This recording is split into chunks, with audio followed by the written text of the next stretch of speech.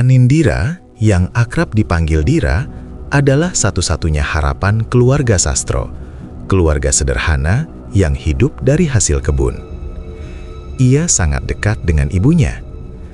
Sebelum pergi malam itu, Dira memeluk ibunya erat, berjanji akan pulang membawa kabar baik tentang beasiswa yang ia incar. Di tempat lain, Laras, sahabat karib Dira, sedang menunggu pesan darinya. Laras menyimpan sebuah gelang persahabatan yang sengaja mereka bagi dua. Satu untuk Dira, satu untuknya.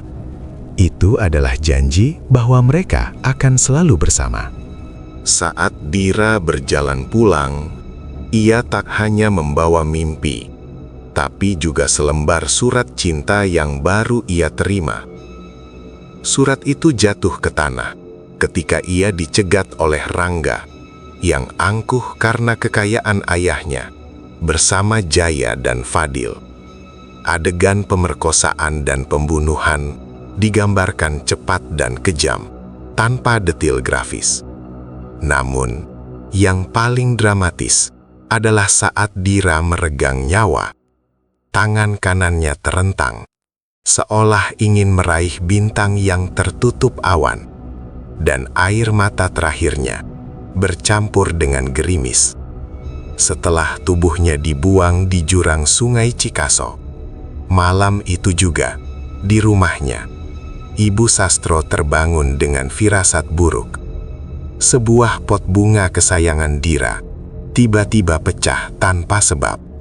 Minggu-minggu pertama adalah neraka bagi keluarga Sastro. Setiap hari, Ibu Sastro duduk di depan pintu, menatap jalan setapak, berharap putrinya muncul sambil tertawa. Laras menjadi satu-satunya orang yang paling gigih mencari, mencetak pamflet, dan mendesak polisi. Pada saat yang sama, teror mulai menghantam para pelaku. Jaya tidak hanya mendengar bisikan, tetapi mulai melihat wajah Anindira di pantulan air minumnya, di permukaan kaca jendela, bahkan di punggung tangannya sendiri. Ia menjerit setiap kali mencoba tidur. Puncaknya, ia memecahkan semua cermin di rumahnya.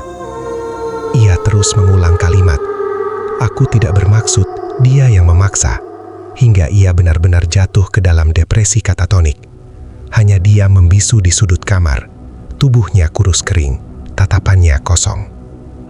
Kondisi ini menghancurkan orang tuanya, yang melihat anak mereka berubah menjadi mayat hidup. Rangga, yang dididik untuk selalu menang, mencoba melawan teror itu dengan kebengisan. Tetapi, setiap malam, ia merasakan hawa dingin yang luar biasa di kamar mewah ber-AC-nya. Suatu malam, ia mendengar lagu kesukaan Dira diputar dari radio tua di loteng rumahnya. Ketika ia mematikan radio, lagu itu berpindah ke ponselnya, lalu ke laptopnya, seolah Dira mengunci semua celah pelarian.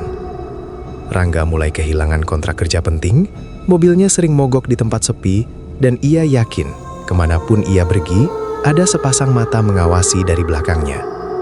Ia menjadi paranoid, sering memukul bawahannya, dan mulai ketergantungan pada obat tidur. Kematian Fadil menjadi titik balik dramatis. Fadil sempat mencoba bunuh diri dengan menenggak racun, tapi ia selamat. Justru di rumah sakit, teror Dira mencapai klimaks. Jauh dari rumahnya, di ruang perawatan yang steril, arwah Dira datang. Ia tidak lagi berbisik, tetapi muncul utuh. Dalam keputusasaan dan ketakutan yang mencekam, Fadil melihat Anindira berdiri di depannya. Tubuhnya basah kuyup, mata memancarkan dendam yang membakar, dan bibirnya bergerak membentuk satu kata, "Bayar." Fadil tidak bisa menahan kegilaan itu. Saat perawat lengah, ia menggunakan sabuk bajunya dan gantung diri di kamar mandi rumah sakit.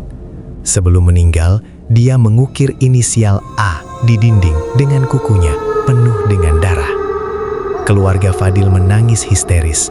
Mereka tahu itu bukan bunuh diri biasa, tetapi mereka takut mengakui kenyataan yang lebih gelap. Teror Dira berhenti menarget pelaku, dan fokusnya beralih pada orang yang paling ia percaya, Laras. Laras sedang menangis di kamarnya, memegang gelang persahabatan mereka yang setengah. Tiba-tiba, gelang itu terasa panas membara di tangannya. Ia merasakan sakit kepala yang menusuk, diikuti sensasi tawa yang bukan miliknya. Laras jatuh dan bangkit, tapi yang berdiri bukanlah Laras. Itu adalah Anindira. Arwahnya merasuki Laras, namun bukan untuk menyakiti, melainkan untuk memberikan pesan terakhir yang sangat mengharukan kepada Ibu Sastro. Laras, dirasuki Dira, datang ke rumah Ibu Sastro. "Ibu, ini Dira. Jangan menangis. Aku kedinginan, Bu. Mereka jahat. Mereka membuangku di tempat yang gelap. Tapi aku menemukan surat ini, Bu." Laras mengeluarkan dari saku celananya surat cinta Dira yang seharusnya sudah hilang, yang Dira berhasil sentuh sebelum tewas. Surat itu ditemukan Laras di bawah bantal. Air mata tumpah dari mata Ibu Sastro dan Laras. Setelah itu, dengan langkah pasti, Laras, Dira pergi ke kantor polisi. Di sana, Laras menceritakan seluruh kronologi kejadian, detail perbincangan para pelaku, hingga tempat pembuangan jasad, jurang Sungai Cikaso, di seberang pohon beringin tua yang akarnya menjuntai seperti tangan. Petunjuk detail yang hanya diketahui korban tewas itu menguatkan polisi. Tim SAR menemukan jasad Dira. Saat jasad Dira diangkat, separuh gelang persahabatan Laras yang ada di tangan jasad Dira itu bersinar sesaat, lalu meredup. Arwah Anindira pergi. Laras tersungkur pingsan. Ditemukannya jasad dan kesaksian gaib Laras membuat polisi menjebloskan Rangga ke penjara. Ayah Rangga, Bapak Wiratama, mencoba menggunakan segala kekayaan dan pengaruhnya untuk menutup kasus ini. Ia menawarkan uang dalam jumlah fantastis kepada keluarga Sastro agar mencabut tuntutan. Momen dramatis terjadi di persidangan. Ibu Sastro berdiri tegak di hadapan Rangga, yang wajahnya kini pucat dan penuh ketakutan. "Bapak Wiratama, kekayaan Anda tidak bisa membeli satu helai rambut anak saya, apalagi nyawanya. Dulu anak saya bermimpi tentang keadilan. Hari ini, saya akan mewujudkan mimpi itu." Pengakuan Rangga, kondisi tragis Jaya, dan kematian Fadil menjadi bukti tak terbantahkan. Rangga divonis hukuman seumur hidup.